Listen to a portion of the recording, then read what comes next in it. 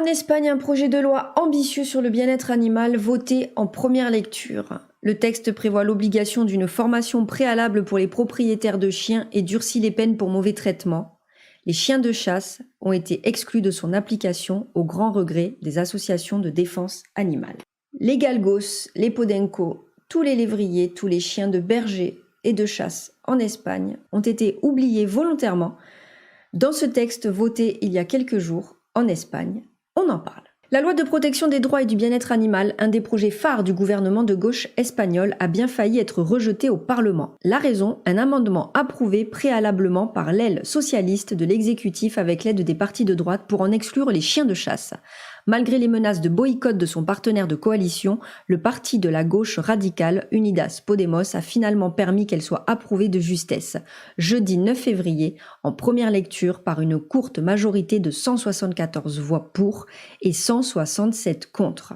Le texte de loi met tout un tas de nouvelles choses en place, comme effectivement durcir les peines en cas de mauvais traitement, le fait d'être obligé de stériliser son chat. Espérons que la France suive là-dessus. Mais aujourd'hui, le sujet, c'est effectivement les lévriers, podenco, galgos, en Espagne, et le sort qu'ils subissent. En Espagne, justement, hop, je passe de l'autre côté pour vous laisser voir le texte avec moi. J'ai fait une traduction par Google, donc c'est assez approximatif, mais voilà ce qu'on peut lire donc le 13 février 2023, donc ce matin. L'horloge du lévrier s'est arrêtée dans cette première seconde de son éternelle espérance dans la bonté de l'homme. Ils l'ont exclu de la loi sur la protection des animaux, approuvée par cette étroite majorité d'accords précaires qui ne cherchent qu'à sauver les lois, les gouvernements et les compromis. Légiférer est le métier préféré de nos gouvernants, tout légiférer pour le simple fait de faire ce qu'ils font, de montrer qu'ils sont sensibles, qu'ils savent écouter, soigner et aider, et tout cela sur le papier, jouer le rôle d'être dans leur rôle. Dans le même ordre d'idées, cette règle a été approuvée, la mauvaise expression de la bonne volonté nécessaire et juste, certes, mais comme tant d'autres lois, elle est infondée. Les animaux domestiques sont pour la plupart soignés, bien soignés et aimés, et les chiens de chasse et de berger sont laissés de côté comme s'ils n'étaient pas des animaux mais de simples outils, des objets à utiliser et à jeter. J'entends certains groupes justifier leur décision de voter pour, en arguant que c'est mieux que rien, comme si c'était quelque chose, alors qu'en vérité la volonté est de protéger les animaux sans exception. Je peux le comprendre dans des sociétés d'intérêt qui sont nationalistes, qui sont autorisées à voter des lois indépendamment de la loyauté de leurs objectifs, si elles en retirent un bénéfice. C'est le plafond éthique qui leur est imposé. Mais comment peut-on le comprendre de Podemos et d'autres groupes de progrès, si ce n'est dans la clé d'affirmer qu'ils progressent effectivement? Quand j'ai fait la traduction de ce texte, ça m'a vraiment fait mal au cœur, parce que on voit vraiment que le journaliste, c'est dur. Voilà, parce que, encore une fois, c'est comme en France, pour la corrida, pour la chasse, il y a une grande majorité de citoyens qui est contre, c'est pratique, mais la minorité de chasseurs, la minorité de personnes qui sont pour, sont toujours dans les petits papiers des gouvernements. On verra dans d'autres vidéos pourquoi, parce qu'il y a un gros enjeu aussi politique et financier. Mais c'est pour ça que voilà, il y a des lois qui passent comme ça et où on se permet d'exclure des animaux parce que c'est une petite majorité au niveau de l'Assemblée qui a voté, alors qu'au niveau citoyen, c'est la grande majorité qui l'emporte. La protection animale subit la politique, clairement. On va sur le site de Monsieur Mondialisation. Pour ceux qui ne connaissent pas, je vous invite tout simplement à vous abonner sur les réseaux sociaux et puis à suivre Monsieur Mondialisation parce que les sujets traités sont toujours très importants. Le calvaire des galgos, ces chiens martyrs de l'Espagne. On revient un petit peu en arrière, on va au 19 mars 2022. C'est un article qui avait été fait par Monsieur Mondialisation au moment de la sortie d'une vidéo de Magic Jack. Je ne sais pas si vous connaissez Magic Jack, je vous invite en tout cas à aller le découvrir sur les réseaux sociaux. De son petit nom Maxime Ginolin, c'est quelqu'un que je suis depuis des années et qui, à travers des satires, à travers des vidéos qui ont une esthétique absolument remarquable, dénonce des faits concernant les maltraitances animales partout dans le monde. Les images se suivent et donnent la nausée. Des chiens agonisants, jetés dans des puits, mutilés ou pendus à des arbres. Voici le destin tragique de milliers de galgos, ces lévriers espagnols employés par les chasseurs pour courser le lièvre. Malheur au chien qui déçoit son maître car il sera puni à hauteur de sa faute. Telle est la tradition selon les galgueros, ces chasseurs de lièvres espagnols qui n'hésitent pas à torturer les chiens jugés défaillants avant de les mettre à mort. Difficile de connaître leur nombre exact, la plupart d'entre eux n'étant pas fédérés. On estime cependant qu'environ 190 000 personnes pratiquent encore ce style de chasse, sans fusil, qui consiste à faire courir plusieurs chiens derrière une même proie, le lièvre. Les paris sont alors lancés. Le vainqueur ravira son maître, tandis que les autres chasseurs se verront déshonorés par leurs chiens incompétents. Pour laver leur honneur, il faudra passer par le sang. Voilà d'où découle cette terrible tradition. Les traditions. Sous couvert de tradition, on torture. Là, on remarque qu'on est quand même dans un état d'esprit, dans une réflexion très basse, très faible. On a affaire vraiment à des gens d'un niveau intellectuel très bas. On pourrait dire que ce sont des pratiques d'un autre temps. Non, parce que j'ai pas envie, sous prétexte que c'est d'un autre temps, de justifier toutes les traditions et toute la maltraitance animale qui a eu lieu depuis la nuit des temps, justement. C'est pas parce qu'on était en 300 après Jésus-Christ ou en 1722 qu'on avait le droit, selon moi, de torturer les animaux comme ils ont été torturés tout au long de l'histoire.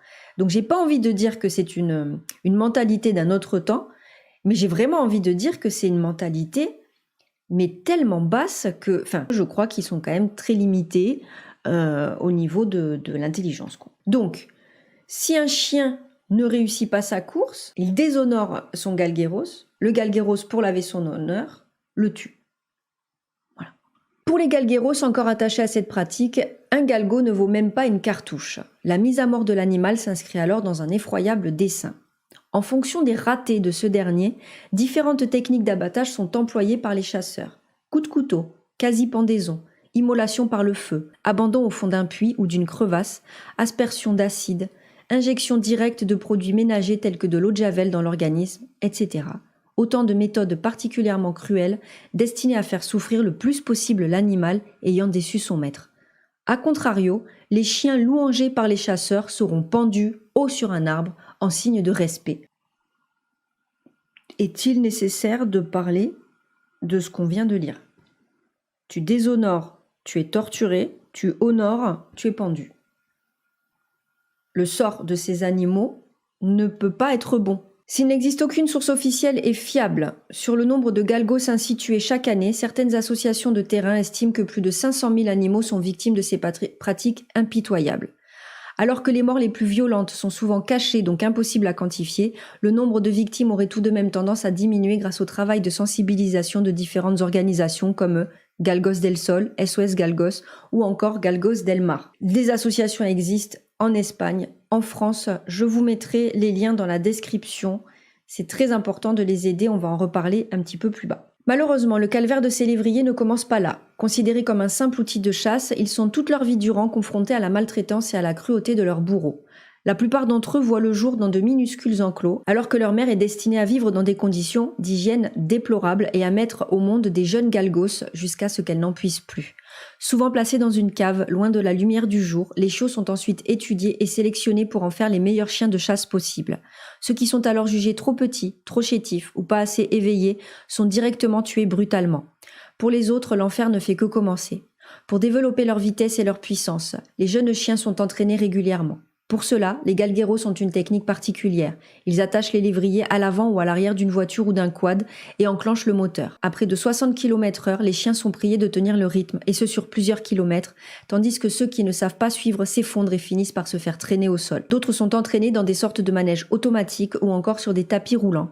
La cadence est rude et aucune possibilité n'est laissée aux chiens pour se reposer. S'il abandonne, c'est la mort qui l'attend. Cette préparation physique n'a qu'un seul but, la carrera en campo. J'ai un accent absolument horrible. Comprenez la course à travers champs. Ce type de chasse s'emploie donc sans fusil, le seul outil des chasseurs étant leurs chiens poussés par la faim et leur instinct. Plusieurs d'entre eux sont mis en concurrence pour débusquer et courser le lièvre. Mais attention, les règles sont strictes. Il n'est par exemple pas permis aux chiens de couper en diagonale. Ils doivent suivre la trajectoire du lapin. Les plus stratèges d'entre eux seront punis pour leur bonne intelligence, alors que d'autres ne survivent simplement pas à cette course d'une intensité sans pareille. Ils s'effondrent et meurent d'épuisement. À la mi-février, donc en ce moment, la saison de la chasse prend fin et chaque galgueros est amené à faire le tri dans ses chiens de chasse. À partir de 3 ans, les galgos sont déjà considérés comme périmés par la plupart de leurs maîtres et il n'est pas question de garder des bouches à nourrir inutiles. Dans le pire des cas, les chiens subissent de nombreux supplices avant de s'éteindre. Dans le meilleur, ils sont abandonnés et recueillis par des associations qui leur viennent en aide. Soutenir les associations, c'est possible de plusieurs façons. Avec les dons, bien évidemment, parce que ça coûte de l'argent. Les associations négocient avec les chasseurs pour certains chiens. Il faut comprendre la difficulté que c'est pour une association qui protège les animaux de devoir discuter, parlementer avec des chasseurs alors qu'on n'a absolument rien à se dire, pour peut-être au final ne pas avoir le chien ou les chiens. Moi, je suis 2 associations qui sont du côté de chez moi, et c'est vrai que parfois, il y a des semaines de négociations, et l'association est dépitée parce qu'au dernier moment, le galgueros a décidé que non, ce chien ne viendrait pas. Donc là, c'est une perte terrible et c'est une tristesse épouvantable parce que autant pour le galgueros, le chien ne vaut absolument rien, autant pour l'association qui se bat pour eux, forcément, la vie de ce chien vaut tout. Donc il faut les soutenir. Vous pouvez adhérer, évidemment, vous pouvez faire un don même mensuel, un don ponctuel.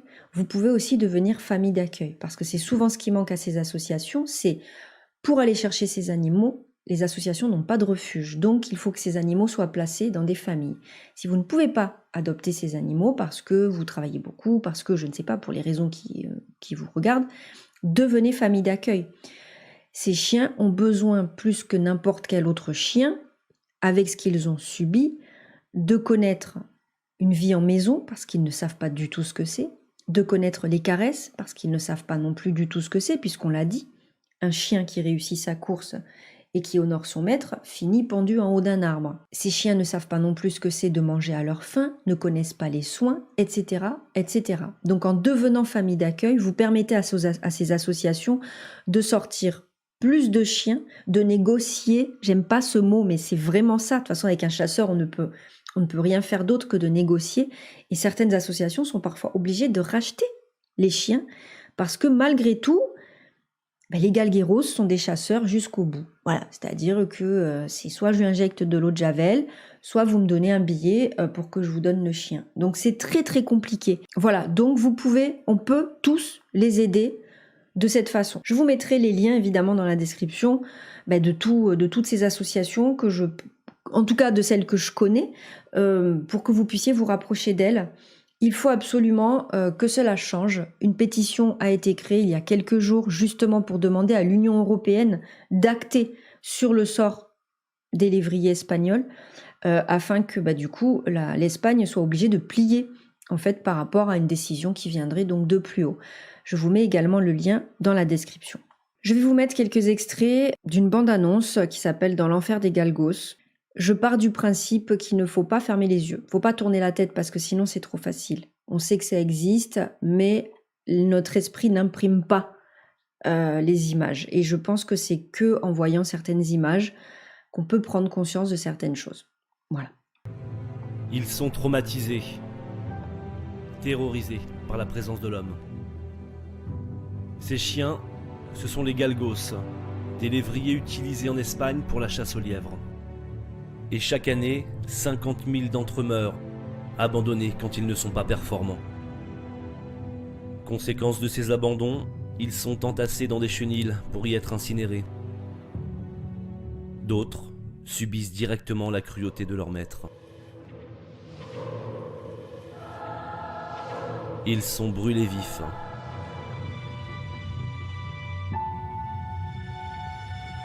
Mutilés.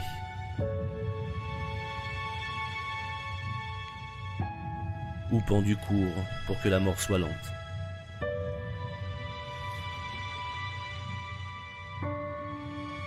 Des actes cruels qui révoltent la majorité des Espagnols, mais dont personne n'est jamais témoin.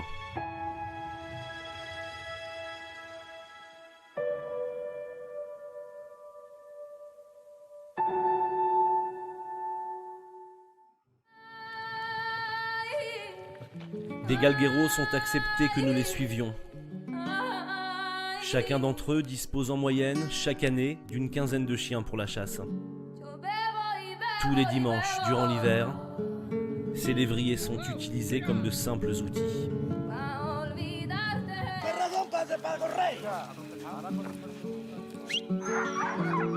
Les chiens sont lâchés en couple.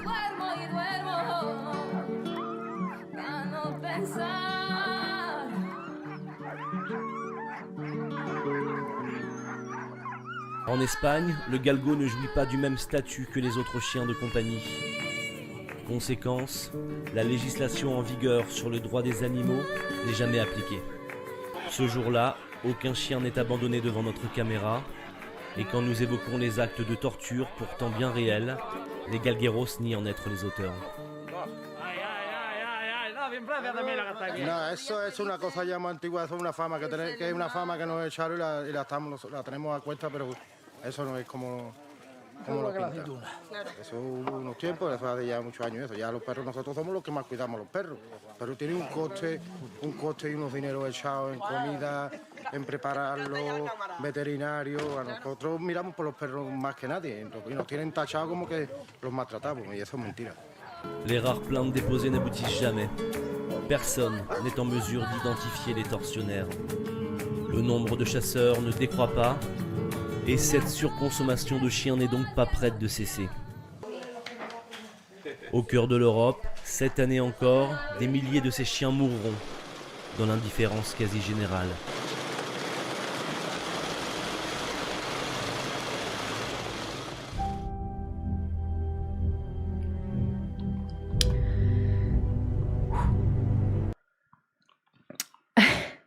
Excusez-moi, je vous mettrai la vidéo qui fait 4 minutes sans les coupures. Voilà, c'était un dossier spécial sur les galgos parce que cette loi qui vient effectivement de les exclure nous rappelle à quel point effectivement, comme il est dit dans le reportage, eh ben, des milliers de chiens vont mourir là, en ce moment, au moment où je vous parle, mi-février, dans l'indifférence mondiale la plus totale. On aura l'occasion d'en reparler. Je vous remercie d'avoir regardé cette vidéo jusqu'au bout et je vous dis à très bientôt.